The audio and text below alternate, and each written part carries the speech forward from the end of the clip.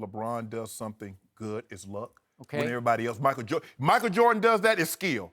Okay, but Michael Jordan went 6 for 6 in the NBA Finals. We don't have any. We can't even argue luck. Okay, well, Okay, Bill Russell's what, 11-1? Yeah. So So don't put him in. Don't put LeBron in the same breath. But the thing is, Skip, why is everything that LeBron does is luck? You have to preface it. Well, somebody not else all hit luck. The man averaged He needs some help. 29, Okay. 11, He and puts 9 up in the huge finals. numbers. Nobody can fill a box score better than LeBron James can.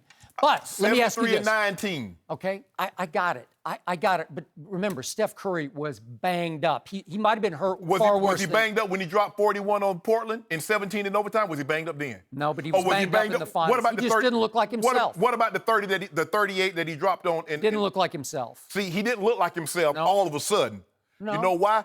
Because Uncle Drew, Kyrie Irving gave him the business. And I told you that's what they needed to do. Yeah. They needed to go at Steph Curry so he couldn't lollygag on defense. Okay. He had to play deep. Here's what I got to ask. But LeBron is the baddest man. I got to get this on the record.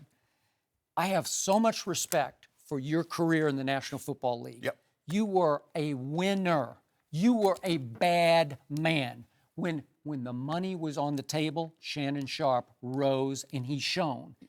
3 Super Bowls, if I'm right, you played in 3 and won all 3. That's almost Jordan. It's sort of half of Michael Jordan, but it's sort of Jordan-esque. I'm going to give that to you. Let me finish. Go ahead.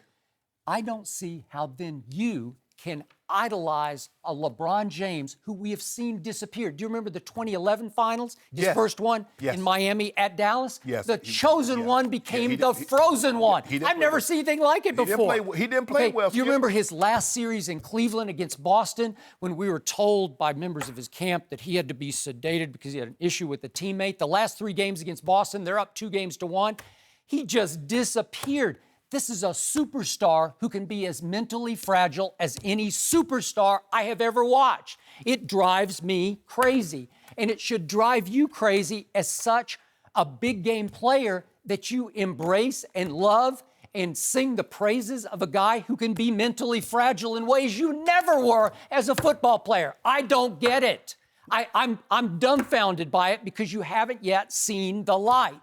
He's a great player who has one big flaw. He's going to be a Mount Rushmore player when he's done. Okay. He's going to be on Mount Rushmore. Do you want the ball in his hands with the money on the table? I don't, because he's routinely come up small in the clutch. I do because he will always make the right play. See, in people's minds, the way he's great. He's a better passer than he ever was a shooter. The way they judge him is the way he should be like Michael. Michael always wanted to take the last shot. LeBron always wanted to do the right thing. If it's taking the last shot, okay. If it's dishing off to Kyrie or someone else, they get the last shot, so be it. As long as he makes the right basketball play, he can live with the outcome, either way, good, bad, or indifferent.